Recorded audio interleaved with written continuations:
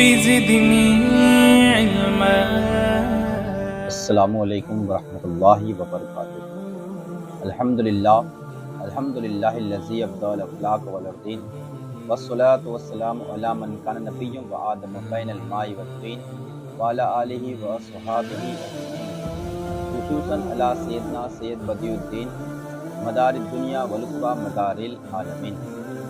ناظرین کرام، آج 20 رمضان المبارک کا دن ہے.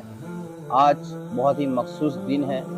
آج ہی کے دن 20 رمضان کو اللہ رب العزت نے فتح مکہ سے سرفرازی اسلام کو اور مسلمانوں کو عطا فرمائی. تو آج اسی جنگ کے بارے میں کچھ مخصوص باتیں ہم جانیں گے کہ کیا ہوا تھا، کس طریقے سے جنگ ہوئی تھی اور کیا معاملات پیش آئے. دوستان محترم، سرور عالم صلی اللہ تعالی علیہ وسلم مدینہ سے 10,000 کی فوج کو لے کر کے 10,000 صحابہ کرام کو لے کر کے مکہ کی طرف فتح کرنے کے لیے، پر حملہ کرنے کے لیے، اسے جیتنے کے لیے نکل جاتے ہیں. دوستان محترم، ایک وہ دن تھا، ہجرت کا دن، جب حضور سرور عالم تنہ تنہا اپنے ایک صحابی ابو بکر کو لے کر کے مکہ سے نکلے تھے. لیکن آج اللہ رب العزت نے وہ فتح یابی عطا فرمائی، وہ کامیابی عطا فرمائی اسلام کو کہ آپ اسی مکہ کو فتح کرنے کے لیے ایک دو نہیں بلکہ پورے 10,000 اور ایک روایت میں آتا ہے کہ 12,000 صحابہ کرام کو لے کر کے آپ مکہ کو فتح کرنے کے لیے مدینہ سے نکل پڑے. دوستان محترم، یہ بدر کی طرح کا معاملات نہیں تھے کہ جس طرح بدر کے اندر 313 محض صحابہ کرام تھے. نہ جنگی کوئی سامان تھے آپ کے پاس، نہ آپ کے پاس گھوڑے تھے، نہ تلواریں تھی آپ کے پاس، نہ اونٹ تھے. تنہ تنہا کھجوروں کی سوکھی ٹہنیوں سے آپ نے جنگ کی اور اس میں بھی اللہ نے فتح عطا فرمائی. لیکن اس بار اسلام کو اللہ نے فروغ اور طاقت اور قوت کے ساتھ اور غلبے کے ساتھ میں بھیجا تھا کہ اس میں آپ تمام صحابہ کرام گھوڑے پہ سوار تھے، اونٹ پہ سوار تھے، آپ کے پاس ذرا بھی تھی، آپ کے پاس خود بھی تھے، تلواریں چمکتی ہوئی تھی آپ کے پاس میں، اور الحمدللہ اچھی شان و شوکت کے ساتھ میں، فاتحانہ شان کے ساتھ میں آپ مکہ میں داخل ہوتے ہیں. آپ جب نکلتے ہیں مدینہ سے 10,000 صحابہ کرام نکلتے ہیں، لیکن روایت میں آتا ہے کہ ساتھ میں سفر میں 2,000 اور صحابہ کرام بھی ادھر ادھر قبیلے کے آپ کے ساتھ میں جڑ جاتے ہیں اور ٹوٹل 12,000 کا ایک لشکر جرار فتح مکہ کے لیے نکل پڑتا ہے. روایت میں آتا ہے کہ جب آپ مکہ کے قریب پہنچتے ہیں کم سے کم 1 میل باقی رہتی ہے، میرے نبی ارشاد فرماتے ہیں، اے میرے صحابیوں، یہیں پر پڑاؤ ڈالو اور سب لوگ اپنے اپنے کھانے الگ الگ تنہا تنہا پکاؤ.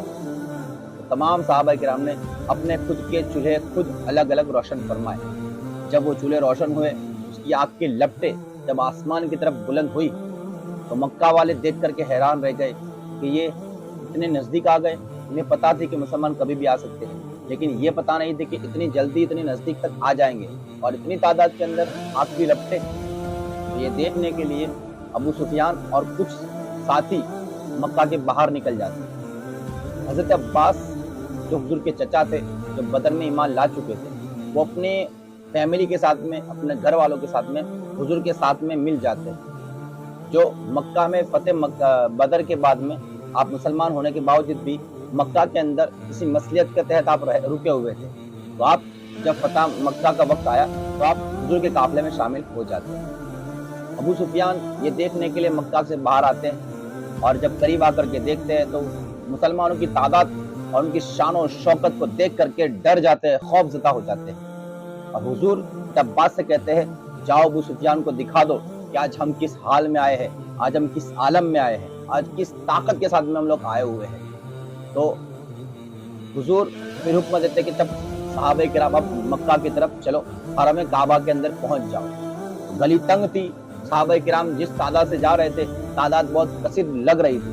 سب سے پہلے قبیلے بنی غفار کے لوگ آگے نکلتے ہیں.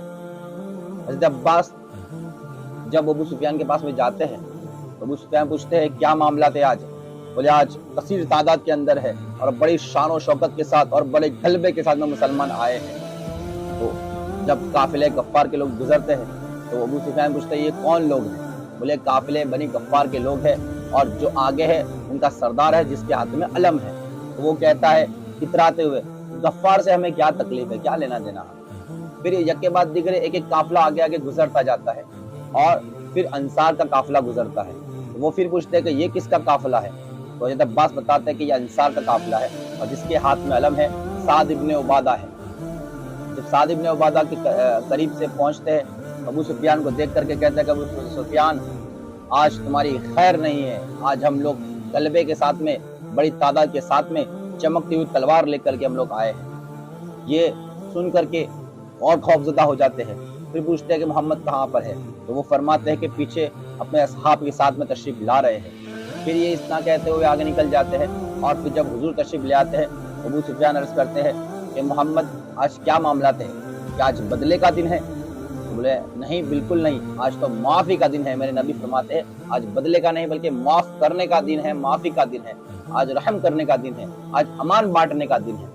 تو وہ ابو سفیان کہتے ہیں تو پھر سعد کیوں ایسا کہہ رہے ہیں کہ آج بدلے کا دن ہے؟ تو بولے سعد نے ایسا کہا ہے؟ بولے کہ جی بالکل سعد نے ایسا ہی کہا ہے۔ آپ سعد کو بلواتے ہیں اور ان کے ہاتھ سے ایک سزا دینے کے طور پر ایک کافر کی دل جوئی کرنے کے لیے آپ علم کو ان کے ہاتھ سے لے کر کے ان کے بیٹے قیس بن سعد کے ہاتھ میں عطا فرما دیتے ہیں۔ یعنی آپ سزا بھی دیتے ہیں تو اتنے حسین طریقے سے کہ کافر کی بھی دل جوئی ہو جائے اور اپنے مسلمان بھائی کی دل آزارے بھی نہ ہو کہ آپ کے خاندان میں ہی وہ علم عطا فرما دیتے ہیں۔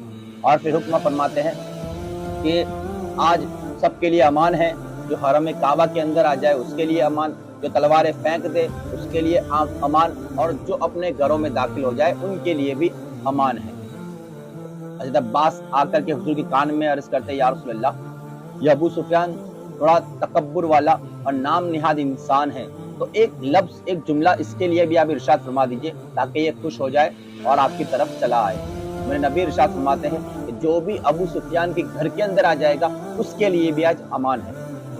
اور خالد بن ولید سے بھی کہتے ہیں، جو خالد بن ولید بدر کے اندر احد کے اندر اسلام کے خلاف تھے، آج وہ اسلام کے ساتھ میں آئے تھے، تو حضور فرماتے ہیں کہ اے خالد بن ولید تم ایک لشکر کے ساتھ مکہ کے چڑھاؤ والے علاقے سے تم آؤ، اور دھیان رکھنا کسی پر بھی تلوار نہیں چلانی ہے، کسی کے ساتھ بھی قتل و غارت گری نہیں کرنی ہے، کسی کے ساتھ بھی زیادتی نہیں کرنی ہے، آج امان کا دن۔ ابو سفیان نے جب خوشی سنی تو خوشی بخوشی دوڑتے ہیں اور اپنے ساتھیوں سے کہنے لگتے ہیں کہ چلو چلو میرے گھر کے اندر آ جاؤ، جو میرے گھر کے اندر آ جائے گا آج اس کے لیے امان ہے۔ میں دیکھ کر کے آیا ہوں کہ مسلمان بڑی تعداد کے ساتھ آئے ہیں، بڑی تیاری کے ساتھ میں آئے ہیں، آج ہم کسی بھی حالت میں ان سے نہیں جیت پائیں گے، اس لیے انہوں نے امان دی ہے تو ہمیں امان قبول کر لینی چاہیے۔ یہ سن کر کے ان کی بیوی ہندا ان کی منہ کو پکڑ کر کھینچتی ہے اور کہتی ہے تمہیں شرم آنی چاہیے، کیا تو ڈر گیا؟ میرا ارادہ ایسا ہوتا ہے کہ میں تجھے کسی سے قتل کروا دوں۔ تو وہ کہتے ہیں کہ میں دیکھ کر کے آئے ہو کہ مسلمان بڑی تعداد کے اندر ہے، آج ہم ان سے نہیں جیت سکتے، انہوں نے ہمیں امان دی ہے تو چلو میرے گھر کے اندر آ جاؤ، تمہیں امان مل جائے گی۔ تو لوگ کہتے ہیں کہ ابو سفیان تمہارے گھر کے اندر تو سب لوگ نہیں آ پائیں گے۔ تو وہ ابو سفیان کہتے ہیں کہ حضور نے فرمایا ہے کہ میرے گھر کے اندر نہیں آ سکتے، حرم کعبہ کے اندر بھی جو آئے گا انہیں بھی امان ہے۔ وہ پھر کہتے ہیں کہ حرم کعبہ میں بھی سب نہیں آ سکتے، وہ کہتے ہیں کہ جو تلواریں پھینک دے گا اسے بھی امان ہے، اور جو اپنے گھروں کے اندر داخل ہو کر گھر کے دروازے بند کر لے گا آج اس کے لیے بھی امان ہے۔ خیر صحابہ کرام حرم میں داخل ہوتے ہیں، 13 کافر اور 2 یا 3 مسلمان شہید ہوتے ہیں۔ حضور فاتحانہ شان شوکت کے ساتھ خانہ کعبہ کے اندر حرم کعبہ میں تشریف لے جاتے ہیں۔ صحابہ کرام عرض کرتے یا رسول اللہ، آج آپ کی بیٹھک اور آج کا آپ کا اتارا، آپ کہاں پر ٹھہریں گے؟ آپ میرے نبی ارشاد فرماتے ہیں کہ میں اپنی بہن ام ہانی کے یہاں پر ٹھہروں گا، سب سے پہلے میں غسل کروں گا اور مجھے بھوک کی طلب ہے تو میں کچھ کھانا تناول کروں گا۔ تو آپ اپنی بہن کے یہاں جاتے ہیں، غسل فرماتے ہیں اور پھر ارشاد فرماتے ہیں اے ام ہانی، کیا تمہارے گھر پر کوئی کھانے کی چیز ہے؟ تو آپ عرض کرتی ہے حضور کھانے کو تو کچھ نہیں ہے، کچھ دنوں کی باسی روٹی پڑی ہے جو آپ کے بارگاہ میں پیش کرنے کے لائق نہیں ہے، لیکن آپ اگر حکم دے تو میں وہ پیش کر دوں۔ میرے نبی فرماتے ہیں جو بھی تمہارے پاس ہے ام ہانی لے آؤ۔ تو وہ سوکھی روٹیاں آپ کے آگے کرتی ہے، آپ جب ان کو چبانا چاہتے ہیں تو وہ اتنی سخت تھی کہ آپ چبا نہیں پاتے، تو آپ اس روٹی کو ٹکڑے کر کے پانی میں ڈبو دیتے ہیں، اور پھر اس کے بعد میں آپ عرض کرتے ہیں جب وہ نرم ہو جاتی ہے تو آپ ارشاد فرماتے ہیں اے ام ہانی کیا سالن ہے؟ तो वो अर्ज करती है या रसूल अल्लाह कुछ भी नहीं है, ये नमक है, नमक को सालन बना के आप खा लीजिए। फिर आप इरशाद फरमाते हैं ए उम्मे हानी कुछ सालन है। फिर वो अर्ज करती है या रसूल अल्लाह सिरका है, अगर आप हुक्म दे तो मैं सिरका ले आओ। तो वो सिरका ले आते हैं और सिरके को रोटी पर डाल करके आप रोटी तनावल फरमाते हैं और अपनी भूख पर काबू हासिल फरमाते हैं। इसके बाद में आप मक्का के अंदर दाखिल होते हैं और मक्का में दाखिल होने के बाद में आप इरशाद फरमाते हैं कि उस्मान बिन तलहा लाओ मक्का की चाबियां। ये वही उस्मान बिन तलहा है, जब हुजूर मक्का में थे तब हुजूर ने फरमाया था ए उस्मान बिन तलहा मक्का की चाबियां मुझे दो ताकि मैं मक्का में जा करके कुछ इबादत और रियाजत करूं। तो उस वक्त उस्मान बिन तलहा ने कहा था कि मैं सबको चाबी दूंगा, मैं मक्का के बद से बद इंसान को चाबी दूंगा, लेकिन ए मोहम्मद तुम्हें चाबी नहीं दूंगा। आज वही दिन है, आज हुजूर के पास में फातिहाना शान और शौकत है। आप सहाबा किराम के साथ में एक अजीम लश्कर के साथ में आप आए हैं और वही उस्मान बिन तलहा मजबूर खड़े हैं और मेरे हुजूर को चाबी देने पर मजबूर हो जाते हैं। लेकिन मेरे नबी भी आप जब अपना काम निपटा लेते हैं उसके बाद में आप फिर चाबियां उस्मान बिन तलहा को देते हैं और फरमाते हैं कि उस्मान बिन तलहा तुम्हें क़यामत तक ये चाबियां तुम्हारे ही कब्जे में रहेगी। ये शान करीमी और शान रहीमी है कि एक वक्त आपने एक मर्तबा चाबी देने से मना फरमाया था, आपने फिर चाबियां उन्हीं के हाथ में थमा दी। मेरे नबी की शान करीमी है। खैर आप चाबियां लेते हैं और खाने काबा को खुलवाते हैं, आप अंदर दाखिल होते हैं और हज़रत अली को अपने कांधे पर सवार फरमाते हैं और इरशाद फरमाते हैं अली लो ये छड़ी इन तमाम बुतों को गिरा दो। तो यके बाद दिगरे मौलाए कायनात तमाम बुतों को जमीन दोस्त कर देते हैं, मिसमार कर देते हैं और तमाम को गिरा देते हैं और तोड़ कर बना कर देते हैं। अब वहां पर हजरत इब्राहिम, हजरत इस्माइल और हजरत ईसा रूहुल्लाह की तस्वीरें बनी हुई थी, तो उनको मिटाना आपने दुरुस्त नहीं समझा, तो आपने जाफरान मंगवाया और जाफरान से उन तस्वीरों को छुपा दिया। और उसके बाद में आप उस जगह पर नमाज अदा फरमाते हैं, तकबीर फरमाते हैं और फिर आप बाहर खाने काबा के बाहर तशरीफ लाते हैं, ऊँट लाते हैं, ऊँट पर आप तशरीफ फरमा हो जाते हैं और ऊँट पर चढ़ करके आप तवाफ फरमाते हैं। तवाफ के बाद में आप इन काफिरों को देख करके इरशाद फरमाते हैं कि आज तुम्हारे साथ में क्या होगा, तुमने मेरे साथ में मेरे सहाबा किराम के साथ में कितनी जुल्म और ज्यादतियां की है, तुमने मेरे सहाबा किराम को गरम गरम रेतों के अंदर सुलाया है, गरम गरम चट्टान इनको सीनों पर रख करके उनको सीनों पर दागा है तुमने, गरम गरम चटाइयों के अंदर लपेट करके उनको धुआं दिया है तुमने। और मुझे जब मैं नमाज पढ़ता तो रुकू करता तो मेरी पीठ के ऊपर और सजदा करता तो मेरी पीठ के ऊपर तुम ऊँट की ओझड़ियां डाला करते थे। मैं सजदा करता तो कोई जालिम आता और मेरे सर पर अपना पैर रख करके मेरा सर रगड़ने की कोशिश करता और मुझे तकलीफ देने की कोशिश करता। आज बताओ जालिमो, ए जाबिरो, तुम्हारे साथ में आज मैं क्या सुलूक करूं? उस वक्त तमाम जालिम और जाबिर हाथ जोड़ करके अर्ज करते या रसूल अल्लाह आप करीम इब्ने करीम हैं, आप रहम फरमाने वाले हैं, आप माफ फरमाने वाले हैं, आप अमन और अमानत अता फरमाने वाले हैं। मेरे नबी फरमाते बिल्कुल सही तुमने कहा, मैं आज तमाम को अमन अता फरमाता हूँ, तमाम को मैं माफी अता फरमाता हूँ। उसके बाद में आप बिलाल को बुलाते हैं, ए बिलाल जाओ खाने काबा की छत पर चढ़ जाओ और खाने काबा की छत पर खड़े होकर के तुम अजान बुलंद करो। तो आप खुशी बखुशी रास्ता पकड़ करके खाने काबा की छत पर आप तशरीफ ले जाते हैं। अब अजान देने से पहले आप सोचते हैं कि मैं जमीन पर था तो मुस्तफ़ा करीम को देख खाने काबा को देख करके मैं अजान दिया करता था, आज तो मुझे मुस्तफ़ा करीम ने खाने काबा की छत पर चढ़ा दिया है, आज मैं अजान दूं तो किसकी तरफ देख करके अजान दूं? आप फिर ये सोच करके हुजूर की बारगाह में अर्ज करते या रसूल अल्लाह, जब तक मैं जमीन पर था तो खाने काबा की तरफ देख करके अजान देता था, आज तो आपने मुझे खाने काबा की छत पर ही चढ़ा दिया है, आज मैं देखूं तो किसकी तरफ देखूं और किसकी तरफ देख करके मैं अजान बुलंद करूं? मेरे नबी मुस्कुराते हैं और इरशाद फरमाते हैं, ऐ बिलाल, जब तक तुम जमीन पर थे तो खाने काबा की तरफ देख करके अजान दिया करते थे, आज खाने काबा की छत पर चढ़े हो तो जो काबे का भी काबा है यानी तुम्हारा नबी मुस्तफा करीम जो है उसकी तरफ देख करके अजान बुलंद फरमाओ। सुभान अल्लाह, माशाअल्लाह। आप ये सुन करके बहुत खुश हो जाते हैं और हुजूर की तरफ चेहरा अपना कर करके अजान पुकारते हैं।